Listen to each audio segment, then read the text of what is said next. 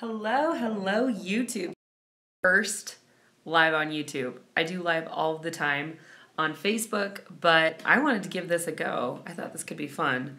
And I'm realizing as I'm looking at myself on here that my earrings aren't in, and that's just not going to fly.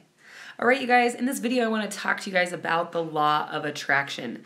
There is some stuff going on out there in the world of personal development and coaching that's actually disempowering people. I call it enlightened disempowerment because we learn all these concepts and these tools around motivation and personal development and law of attraction and manifesting all that you desire.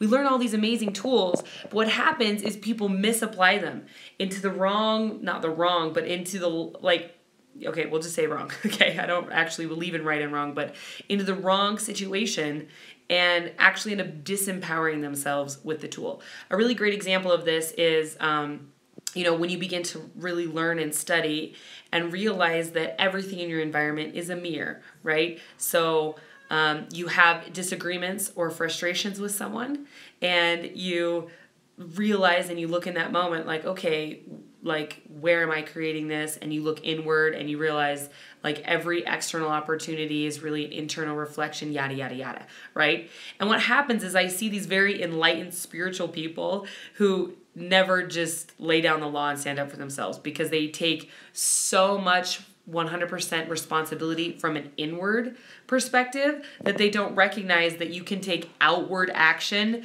to create the harmony that you're really wanting. So an example, again, in relationships, if someone's being disrespectful and mean, you just like draw a line in the sand. I talked to a woman the other day, amazing spiritual, fascinating woman. She is a psychic. She does readings with people, emotional, spiritual stuff. So she claims this very enlightened, awakened place. And I'm on the phone with her and she opens up about the fact that her husband has had, it was like 17 affairs in the last year or something like that, and continuing to do some really intense stuff behind her back. She's gotten several STDs from him, and I'm sitting here listening to her, and I'm like, okay, then like leave. What are you doing? She's like, well, no, I just see it as this opportunity. It's my soul calling me to this like higher level of forgiveness and awareness and understanding. And I'm like, no, you're just being fucking codependent. That's what it really is. So there is an opportunity to recognize enlightened disempowerment when we're taking this tool, which is true. Like, yes, everything in your environment is calling you to like expansion into this next level of understanding. And there's some like, let's get grounded back on planet Earth, brass tacks, like strategies and realities that we get to be tapped and tuned into. And this really, you guys, this is integration of the masculine and feminine. And this is something that it's now time to do. So for a long time on the planet, massively masculine focused, which is, really like physical plane, logical, linear thinking, like that type of stuff. And then there was a big movement in the planet into the feminine energy where we saw like this age of enlightenment. You see a lot more, focus on we moving out of kind of the what's the era that I'm going for here, where we're not as focused on like systematizing and automating and like all of those things, like the factory age. What am I even trying to say with that? What is it called? You guys know what I mean, okay? And then we moved into more of like this enlightenment creative period of time. And why is that? Well, masculine energy is steward over resources. And if we look at Maslow's hierarchy of needs, so what Maslow's hierarchy of needs is basically saying that like down here on the foundational level is like survival, right? So you're looking for like food, water, shelter type of stuff. And then you slowly move up on the hierarchy.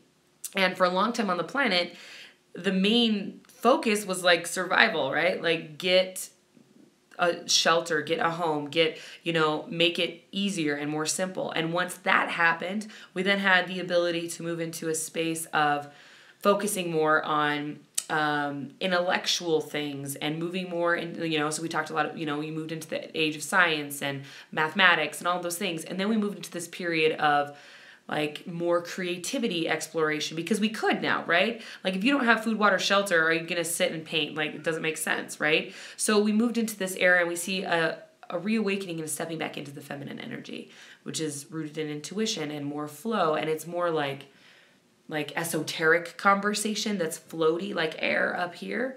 And what happened was when we did that, and you can track a lot of different things through history where this is mirrored, right? You see women moving into wanting to vote, and like they come with each other. We each inside of us have masculine and feminine, of course. It's essential. And in order to create and be a powerful creator, you get to have both. When you see people out there who are super producers that only operate out of masculine energy, their capacity to really, really grow and create crazy, like even beyond what they're already doing, is limited because they've cut themselves off from feminine.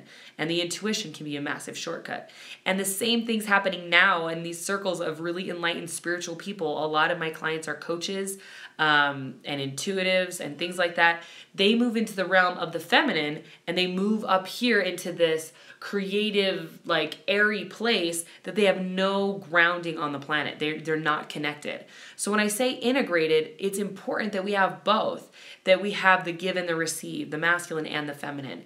And so the way the law of attraction, the discussion around that is actually biting people in the ass, is they just totally abandon the masculine. They don't see the value in taking physical action. And I know you all know, like, yeah, inspired action is the key, but it's to the point where when something happens in their physical environment that isn't what they want, they start to feel instantly sad and bad and like a child. And they see the law of attraction like the parent granting them permission to have the life they really want.